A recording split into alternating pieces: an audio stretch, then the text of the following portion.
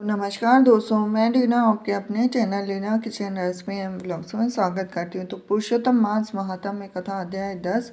और नारद जी बोले कि हे तपोमुनि, परम क्रोधी दुर्वासा मुनि ने विचार करके उस कन्या से क्या उपदेश दिया, सो आप मुझसे कहिए। तो सूत जी बोले कि हे द्विज, नारद का वचन सुनकर समस्त प्राणियों का हित कर दुर्वासा का गृह वचन बद्री नारायण बोले। श्री नारायण बोले कि हे नारद, मेधावी ऋषि की कन्या के दुख को दूर करने के लिए दुर्वासा ऋषि ने जो कहा वह सुनो। तो दुर्वासा ऋषि बोले कि हे सुंदरी, गुप्त से भी गुप्त उपाय मैं तुझसे कहता हूँ। यह विषय किसी से भी कहने योग्य नहीं है, तथापि तेरे लिए तो मैंने ये विचार ही लिया है। मैं विस्तार पूर्वक न कहकर तुझसे संक्षेप में कहता हूँ। हे सुभगे, इस मास से तीसरा मास जो आवेगा वह पुरुषोत्तम मास है। इस मास में तीर्थ में स्नान कर मनुष्य भ्रूण हत्या से छूट जाता है। हे सुंदरी, कार्तिक आदि 12 मासों में इस पुरुषोत्तम मास के बराबर कोई मास नहीं है। जितने मास तथा पक्ष और पर्व हैं वे सब पुरुषोत्तम मास की 16वीं कला के बराबर भी नहीं है। वेदोक्त साधन है और जो परम पद प्राप्ति के साधन है वे भी इस मास की 16वीं कला के बराबर नहीं है। 12,000 वर्ष गंगा स्नान करने से जो फल मिलता है और सिंहस्थ गुरु में गोदावरी पर एक बार स्नान करने से जो फल मिलता है, हे सुंदरी, वही फल पुरुषोत्तम मास में किसी भी तीर्थ पर एक बार स्नान करने मात्र से मिल जाता है। हे बाले, यह मास श्री कृष्ण का अत्यंत प्यारा है और नाम से ही यह भगवान का स्मारक है। इस मास में पुरुषोत्तम भगवान की सेवा पूजा करने से समस्त कामनाएं सिद्ध होती है। अतः इस पुरुषोत्तम मास का तू शीघ्र व्रत कर पुरुषोत्तम भगवान की तरह प्रसन्नतापूर्वक मैंने भी इस मास की सेवा की है।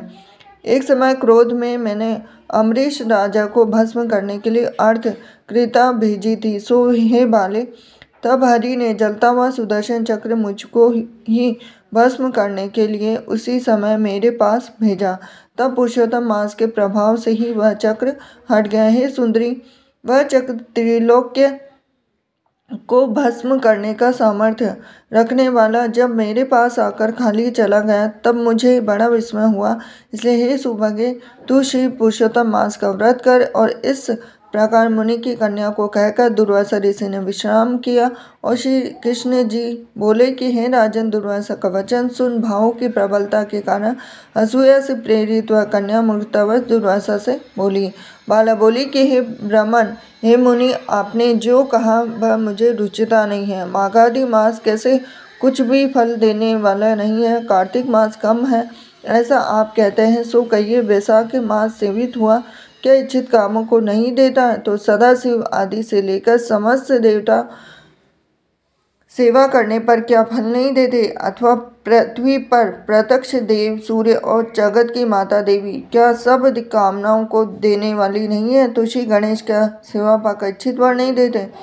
व्यतिपात आदि योगों और सर्व आदि देवताओं को भी सबको उल्लंघन करके पुरुषोत्तम मास की प्रसन्नता करते क्या आपको लज्जा नहीं आती? तो यह मास तू बड़ा मलिन और सब कामों में निंदित है। हे मुनि, इस रवि की संक्रांति से रहित मास को आप श्रेष्ठ कैसे कह सकते हैं? सब दुखों को छुड़ाने वाले परम श्री हरि को मैं जानती हूँ। हे देव, दिन रात श्री हरि का चिंतन करती मैं जानकी पति राम और पार्वती पति शंकर के सिवाय और किसी को नहीं देखती हूँ। हे विपेंद्र, अन्य कोई भी देवता ऐसा नहीं है जो मेरे इस दुख को दूर करे। अतः हे मुने, इन सब फलदाताओं को छोड़कर कैसे इन मलवास की स्तुति आप कर रहे हैं?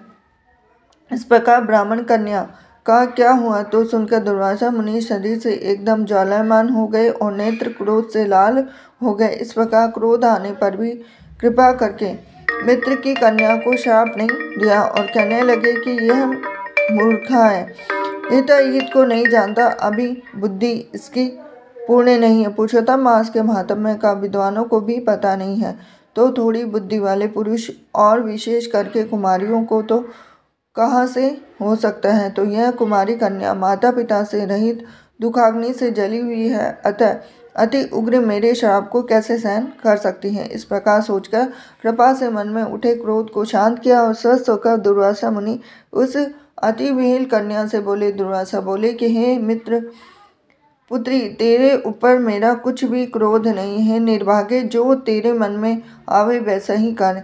हे बाले, और कुछ भविष्य कहता हूँ, सुन। पुरुषोत्तम मास का जो तूने अनादर किया उसका फल तुझे अवश्य मिलेगा, और इस जन्म में मिले अथवा दूसरे जन्म में मिले, तब मैं नर नारायण के आश्रम में जाऊंगा। और तेरा पिता मेरा मित्र था, इसीलिए मैंने श्राप नहीं दिया। तू बाल भाव के कारण अपने शुभाशुभ तथा हिताहित को नहीं जानती है। शुभाशुभ भविष्य की कोई टाल नहीं सकता। अच्छा, हमारा बहुत समय व्यतीत हो गया है, अब हम जाते हैं, तेरा कल्याण हो। श्री कृष्ण भगवान बोले कि ऐसा कहकर महाक्रोधी दुर्वासा मुनि शीघ्र चले गए। और दुर्वासा ऋषि के जाते ही पुरुषोत्तम की उपेक्षा करने के कारण कन्या निष्प्रभा हो गई।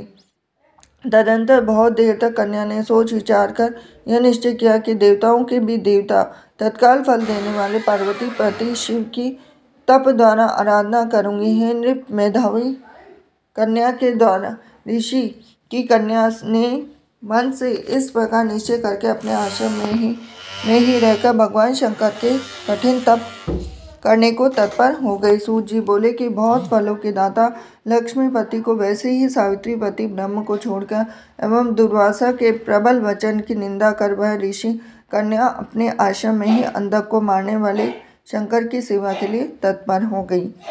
इति बृहन्नदीये पुरुषोत्तम मास महात्म्य 10वां अध्याय।